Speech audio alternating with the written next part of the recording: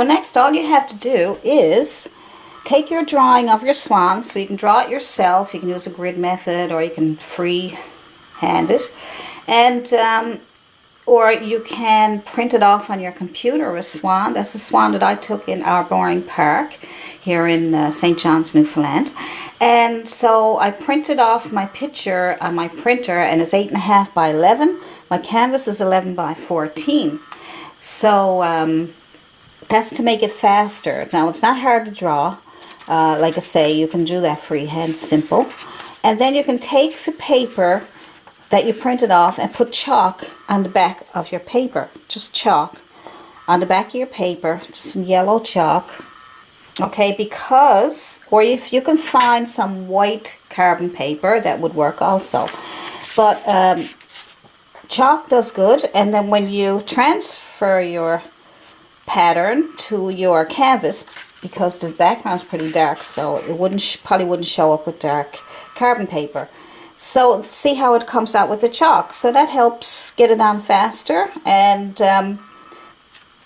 once you got your swan drawn on your paper, then, and you're happy with the drawing, then you can transfer that onto your canvas using that method. Now let's start adding some highlights to our swan to really bring it out. I'm just using a filbert brush. We will be changing brushes as we go along because we need some short, quick strokes in order to give it that feathery look. So I'm just using some white and a little bit of blue there, but I don't want it too blue because I've already got my blue on, but you know, I don't want a chalky white either right now.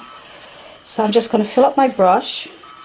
It's chiseled edge, it's a filbert, it can be flat. And right now we're just going to add some little short strokes to the top of the head here just to get it started. Now see, the reason I'm adding these little short strokes is because I want some of that underpainting to show through to make it look kind of feathery. And you can see some nice shadows. So you just add those. Just little quick strokes. Good. Quick, quick, quick. You can even tap it on if you want, if it's easier for you. Just tap, tap, tap, tap, tap. Tap it on. Whatever way is easy for you. I'm using short, quick strokes, and sometimes I tap a little bit. But when I get my other brush, I'll probably be tapping more. So I'm going to need to do 2 or 3 layers. The more layers you do, the thicker and the highlights stand out. Just little tiny quick strokes. Just tap at it if it works better for you. Just tap, tap, tap, tap, as long as you get to keep some of those shadows. See that?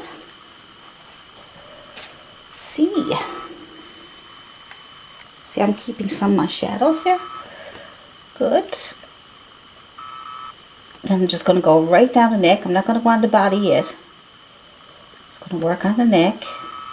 I'm not going to pick up much paint at this point because what I want to do is I want to move it around the whole neck, but I don't want too much paint on my brush, so I'm going to let the paint come off the brush, wear off the brush, and then I'm going to start up here again, and whatever's left over on my brush, rather than get more for now because I want to keep those shadows, I'm just going to tap at the face, and I'm going to tap at the rest over here. See? And that way the paint then starts to come off the brush and it gets toned down, which means that now you get to keep more shadow over on this edge here where you want it to. And I'm just tapping. Gives it a nice feathery, soft look. Just tap, tap, tap, tap, tap, tap. Tap, tap, tap, tap. Good. See, already it's starting to come to life. Isn't that nice? Good. Now let's also work on the body here while that's drying, because You need each layer to dry in order to put the highlights on so they'll be brighter and brighter. Okay, same here. Just put on little short strokes. Give it a feathery look. Okay.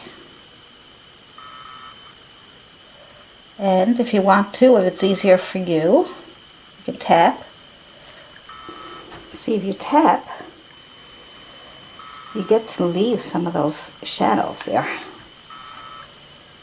And if you want to, you can start at the top first. Just tap it on there, and then work your way down a little bit.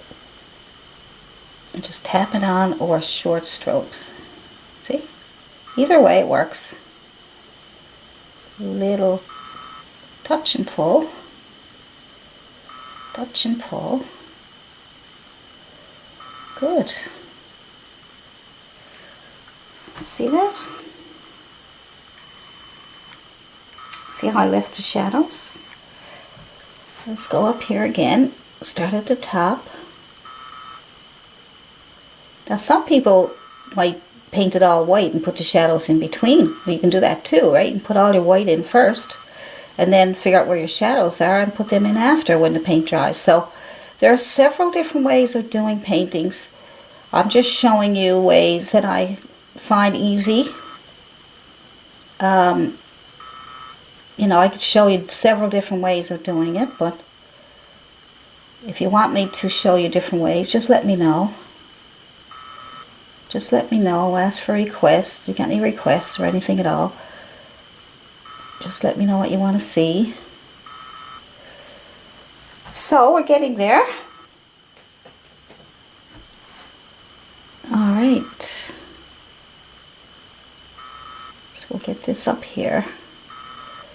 Little strokes or little taps. Because we'll be doing a few more layers yet. So once we get this layer on, then we'll do some more highlights, and we'll be also leaving some shadows. We also need to leave for feathers, as the feathers separate, see? So we'll leave a spot here just to see if we can put a little feathery area in here, like this one here. See that line there? It gives a separation of feathers. See? That's the kind of look we're going for. Good. But, you know, one step at a time. We got our underpainting, and now our second step, we will add our highlights. Our first set of highlights is not our final. Just trying to get that feathery look. Just tapping it on there. Leaving some shadow. Tap or... Now underneath the tail we have a darker area here, so we'll just say it ends around here. So we'll just leave that for a darker area. Good. Good. Now you can make your little strokes. If the tapping don't work, just make little short strokes. See? Good. And down here we will add a few extra highlights just to keep up with it.